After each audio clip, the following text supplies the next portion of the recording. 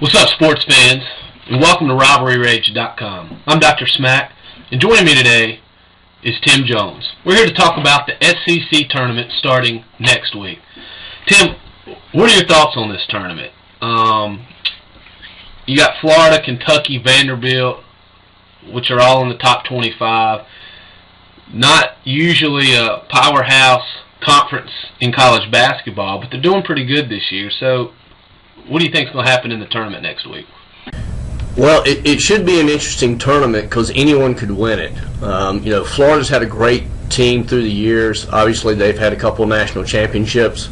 The East and West are really not balanced between the conference separation. Florida, Kentucky, Vanderbilt are the best three teams in the conference, and I think during the conference championship, it's going to come down to a Florida-Kentucky final with Kentucky winning the SEC.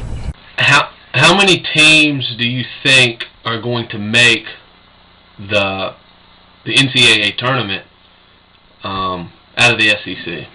Well, it really depends on how the tournament goes. I think Florida, Kentucky, Vanderbilt are shoe-ins, but you really got three teams on the bubble with Georgia, Alabama, and Tennessee. Georgia's got a great record. I believe their record's 20-9. But I still think they're on the bubble just because the SEC is not that strong this year.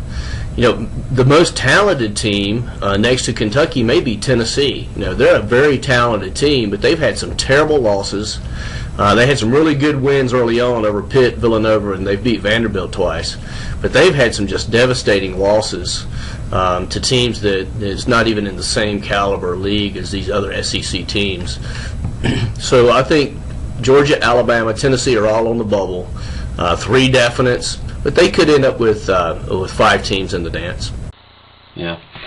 Well, going back to Tennessee, I think that I think they'd be doing a whole lot better if Bruce Pearl had been suspended more than the six games he was suspended for.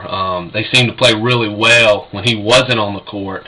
And, I've kind of liked Pearl over the years. I like the fire that he brings to the game, but they just kind of got a mess going on there. So I don't know if that's affecting the players or not in a negative way, but I guess we'll see. But that's all from us today. So you guys go check us out at RivalryRage.com. And we have a little special treat for all you Tennessee fans out there. You stick by your team no matter what, and so because of that, we send this out to all of you.